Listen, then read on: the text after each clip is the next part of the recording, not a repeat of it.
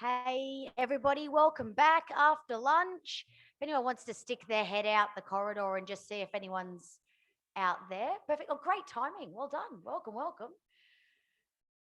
Hope you had a nice lunch and got to sit outside, enjoy the sunlight, have a bit of a chat, share some of the things that you might have learned from that first half of the day. Had some interesting conversations in there. We're going to crack right in and continue on. We've got a couple of presentations before afternoon tea break and then a couple more to wrap us up for day one of the symposium. Strongly encourage you all take notes, write things down. If you're somebody who learns better from listening and drawing at the same time or having those sort of notes alongside what you're doing, definitely do that. And if you haven't picked up your conference bags yet, they are just over here with the HPA Larrakia design on there as well. So, our first presentation after lunch is a business case for the recycling of tyres versus landfill with the national sales manager from Tyrecycle. Do I say it as Tyrecycle? There you go. I'm learning as well, so that's important. Tyrecycle. Can I please get you to put your hands together? The after lunch presentation, which always requires a little bit more energy from you legends, for Clinton Habner, everybody.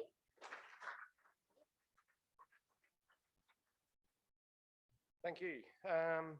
Thanks for having us up here. It's good to be out of our states, as we say, from those from the southern states where it's cold and in some states full of virus. Not good.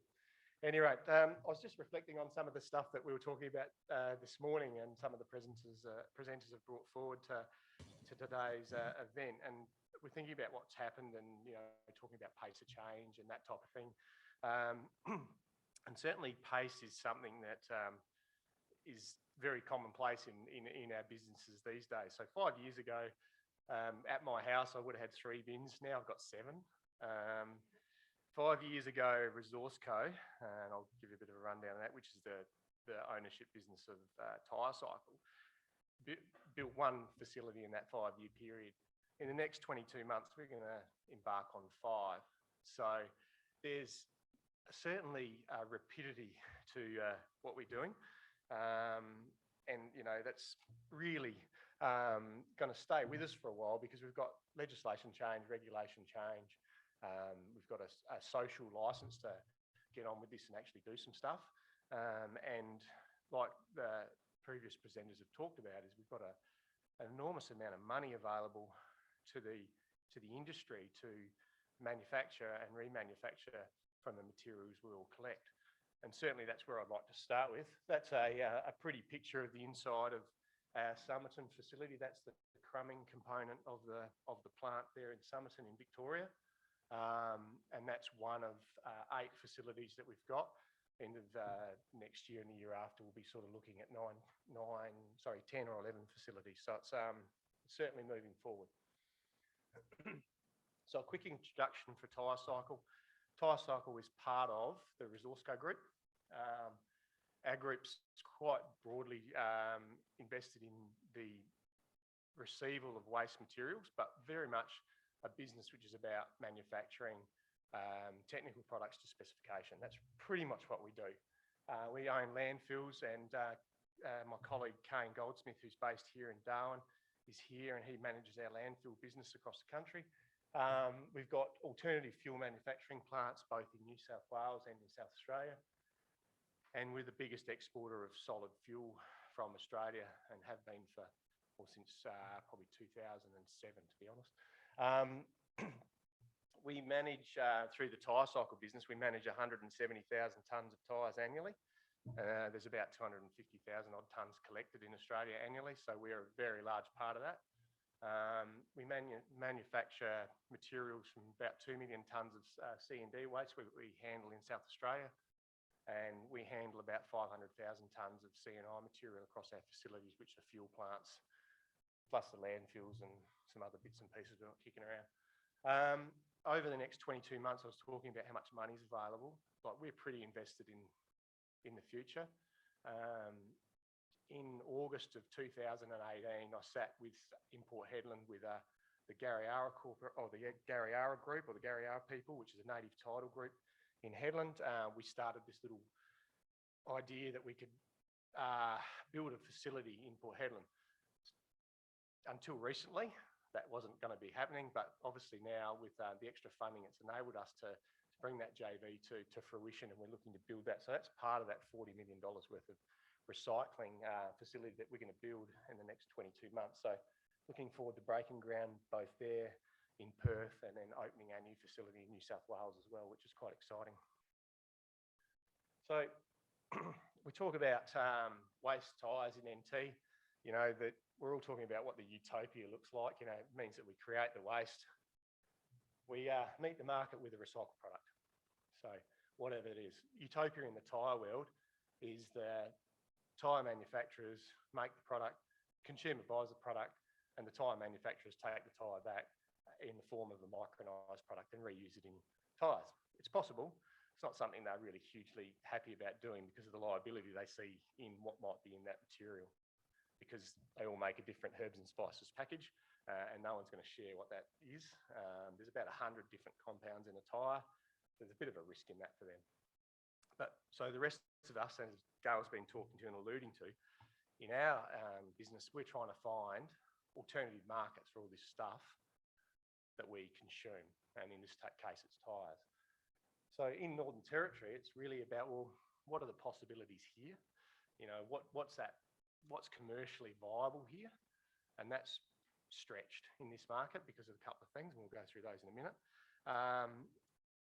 And then what's sustainable? What's the market that we can pick, that we can sort of put our hat on and say, you know what, that's something that we can live with for the duration of this investment, whatever it might be.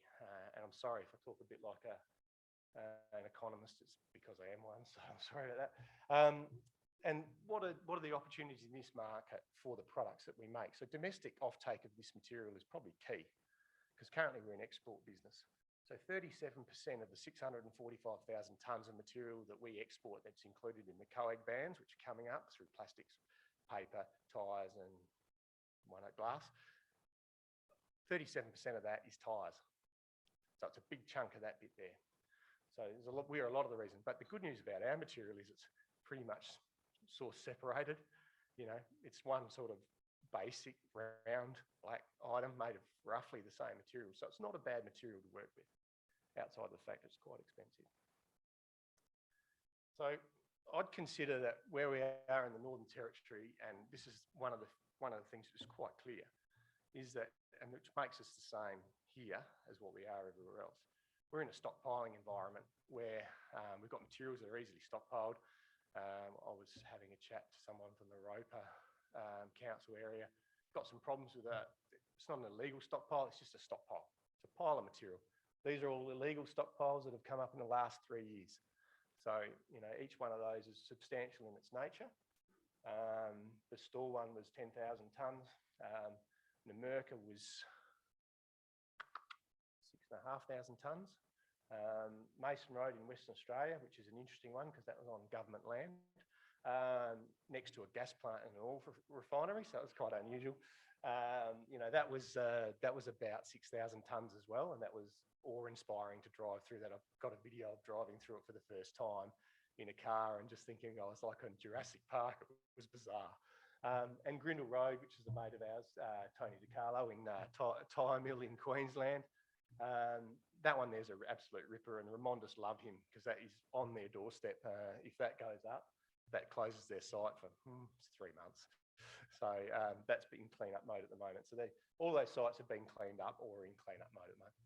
But that's not different to what you're facing. Whether that's 100 tyres here, 200 tyres in Smith Street in Alice Springs, it doesn't make any difference. It's all the same. It's a stockpiling environment. And I guess that the challenges in this market is how we deal with this. And this is that legacy piece. Because I think dealing with the tyres we take off our cars today is pretty easy. Buying that now, you're all wondering, what the hell is this guy going to get to the business case about landfilling versus doing something else? There is no business case for landfilling. So just get them out of the landfills. Don't put them in there. Unless you've got a primary use for the product, don't put them in your landfill. Every tonne of rubber you put in to a landfill with a bulk density of 280 kilos displaces 4.2 tonnes of other waste. Here we're talking about a landfill that's got 7 years of life left. I think it's a no-brainer. Just don't put them in there. We've got an alternative market for got an alternative system, let's use it. So why is the Northern Territory different or not different? Stockpiles are a long way apart, and that's an issue, but it's not insurmountable. You know, the reason we have tyres is so we can travel. Funnily enough, we can go and get them with trucks and tyres. The major population centres, so your aggregation of waste, is a long way apart, and there is really a relatively small volume of material produced in this state or in this territory. I liken this to other regions around the country which are difficult to deal with, one being the far west of Western Australia, the far north of Queensland, Tasmania and the Northern Territory, pretty much all in the same sort of bowl when you're looking at the way that you need to approach managing aggregated waste and producing product from it. Quite difficult, but we manage all of those areas now. There's no reason we can't manage any of the problems here in Northern Territory. Let's not call them problems anymore. They're opportunities. That's my sales hat. So the other thing is there's lack of access from this market to a export market.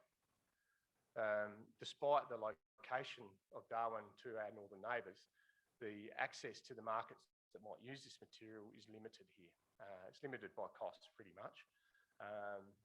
And the other thing that really hurts us is there's not a huge population. You've got 250,000 people in the Northern Territory. There's only so many playgrounds, only so many roads you've got, and only so many houses you're going to build with tile adhesives in them that are going to use up products which can be made currently with current technology in a sustainable way that you can use in this market. So we've got to think about that as well. And the problem with that size of market is purely around the commercials. So we currently draw material from Katherine, Darwin, Alice Springs. We took 15 containers out of Darwin last month. Oh, God knows how many out of Katherine and how many out of Alice Springs. We're taking material out of here every day. So every day, a container leaves the Northern Territory to one of our facilities down south for processing. Each one of these facilities that we produce this material in has a capex of anywhere between $7 and $13 million, depending on what its capacity and what its output is. And they rely on volumes of greater than sort of 20,000 tonnes. So here we're producing 2,500 tonnes. So it's really not viable to build something like that here when the reality is you're still going to have to move a huge amount of portion to one local spot to process it at any rate. So that's why we do it in Adelaide and in Somerton in Victoria. And I'm continually doing the numbers on whether or not we can get a viable solution here for a plant. I did them on the plane on the way up yesterday, just for entertainment, I think. I did them on the way up on the plane last time and on the way back, which happened to be within about 5 hours of the same time of arriving because of my state got called a hotspot, so I moved out. But it is challenging in this market. So we aggregate stock in Darwin and Alice Springs, and all the other remote areas, we have a remote logistics solution. Tyres have to come out whole. The harsh reality is the market for this material is overwhelmingly an export market, and that market is through a tyre-derived outlet. Tyre-derived fuel gets used in cement kilns, energy production, in countries where they don't have access to either good logistics solutions for managing bulk products like coal. And the advantages are with tyres is they're cleaner, they have more bang for your buck, so you move half the volume for the same amount of energy released. So they fit really, really well into those markets without doing any other damage other than what might already be occurring through the coal and the fossil fuel. So there's some greenhouse gas emission wins around the logistics and the movements and using something that's not virgin material. So out of Darwin and out of Alice Springs and out of Katherine, the material that comes out is manufactured into 3 key areas. We turn 73% of the product into tyre-derived fuel. Passenger, four-wheel drive stuff, the stuff we all mainly drive around in, goes straight into TDF. As at today, there's no facility of scale that can produce an alternative product out of that in this country.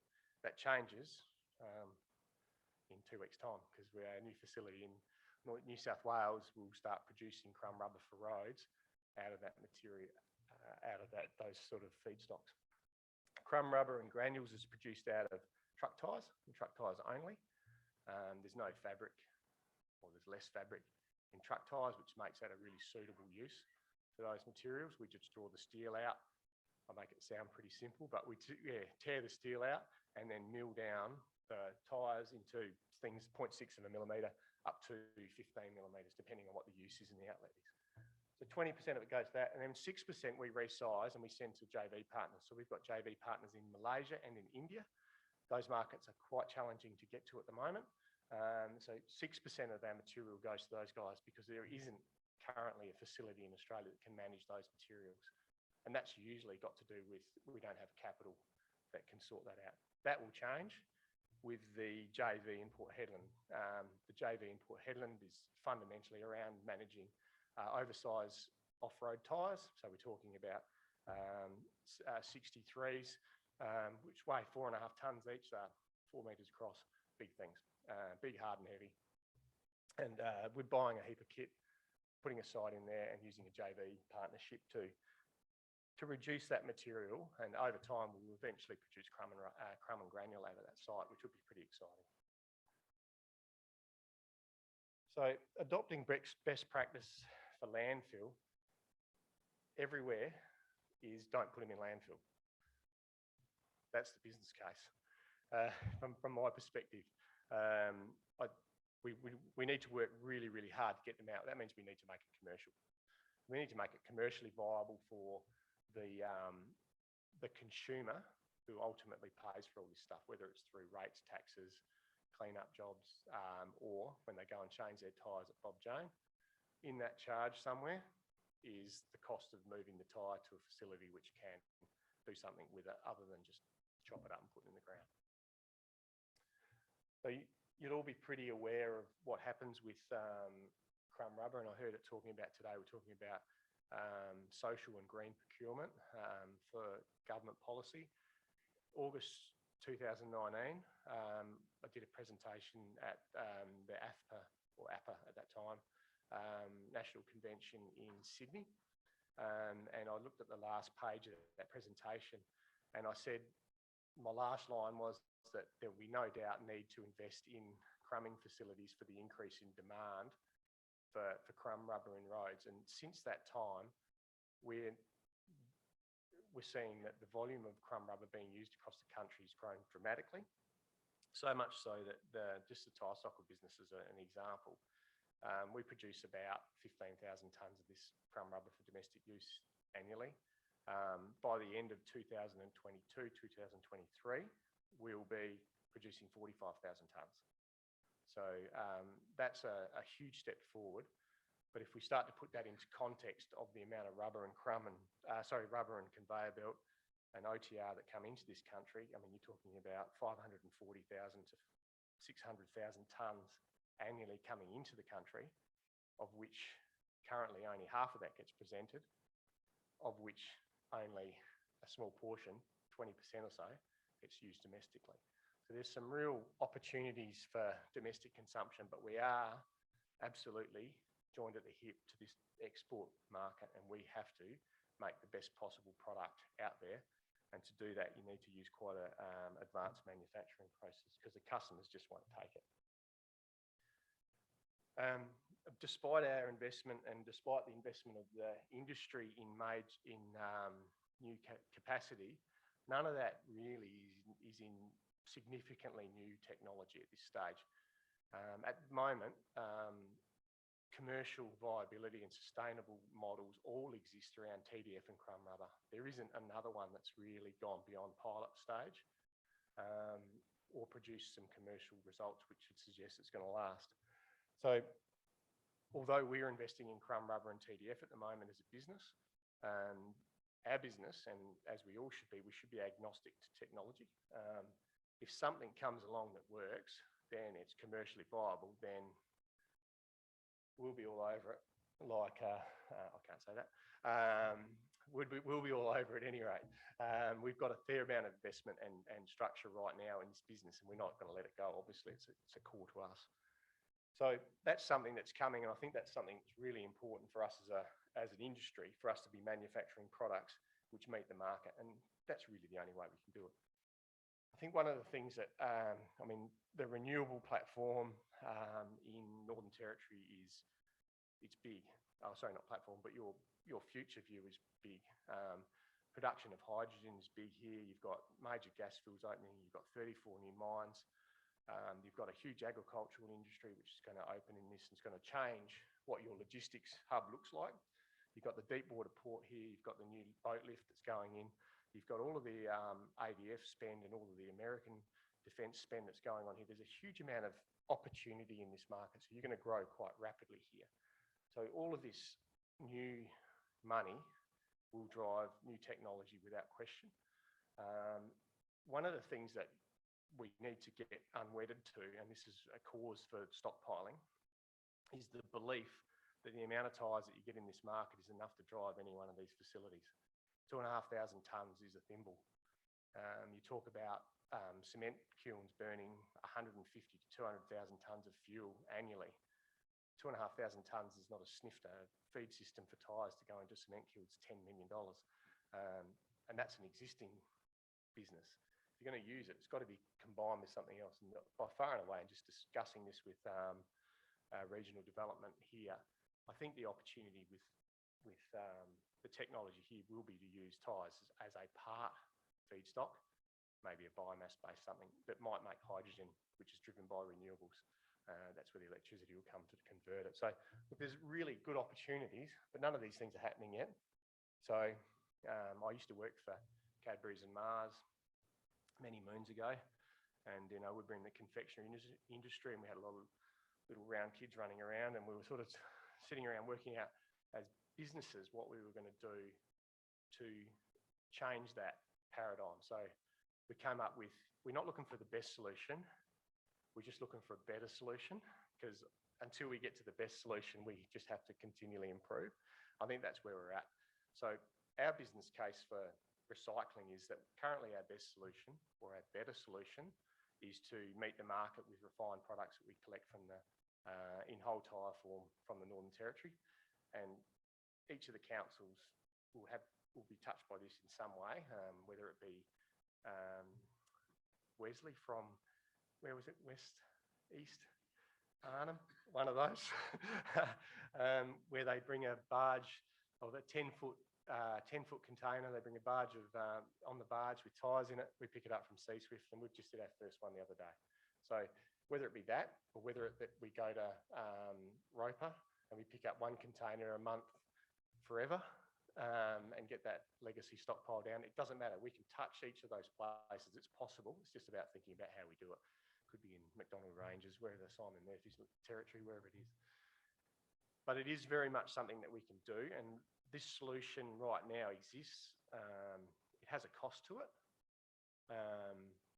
That cost shouldn't be borne by council, so we need to structure the councils around how they manage that, and that was the discussion we had with the Alice Springs Council 4 years ago about how they needed to manage their tyres. They needed to stop them coming in for an issue. We discussed what we needed to do, and the result is that all the tyres come to us. They don't end up in the landfill. They don't have huge dumping issues down there like we thought we might get, which is quite good, but there is an opportunity. So those future opportunities are definitely around new technologies. They have to be scalable. I understand the need to make smaller facilities, but the way I look at the smaller facilities that might be suitable in regional areas, they really are about improving the logistics of managing this stuff. Guy was killed in Adelaide 3 weeks ago in a baler. It's an illegal operation, not licensed, and he was killed in a baler. So I don't think balers are a great idea, because baling tyres is hard yards. You need specific equipment. It's just not smart. And there'll be plenty of balers for sale at the end of this year, though, in Australia, because it's been banned. So look, right now we see the pipeline in crumb rubber as the farther way to go for us. It's where the growth is. It's where the growth will be for the tyres that come out of Northern Territory. Whether or not you use them in your roads here, it doesn't make any difference. They are ideally suited for low traffic sealed roads though, fantastic, and really, really good for extending binder when spray sealing. But, you know, we're looking at a huge growth in installed capacity in this country. There was 93,000 tonnes of tyre program or tyre projects funded in the latest round of RMF. Tyrecycle have got 4 of the 7 projects being grant funded, hoping for another 3, so we can get in and have a go. And then we can realise these domestic opportunities as best as possible. Just got to stop the New Zealand. Any New Zealanders in the room? No? Okay. They've just subsidised their crumbing facility, $390 a tonne.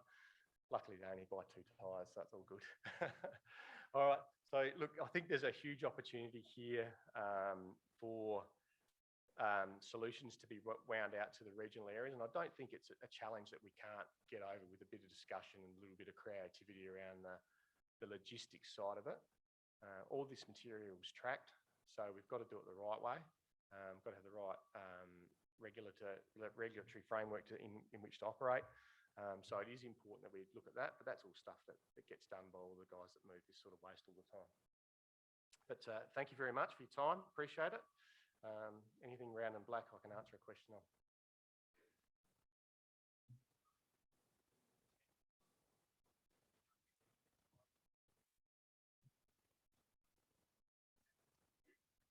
So Tyrecycle's business is, our business is based on that retailer model. So we go to the retailer and we set up a contract to collect those tyres from those outlets, so My Car, Bob Jane, whoever it might be. They then are at, it's just like a service charge, no different for the charge that might be on your car when it gets serviced. They might charge you for the disposal of the oil or whatever, and that's fundamentally what it's for. $5 might be a bit underdone up here, a lot underdone. It's just expensive, this market, but at 3% of the total value of the purchase of a tyre, and that you know that it's gone and it's gone to the right place, it's a pretty easy get. But that's what happens. It's up to them to set that price.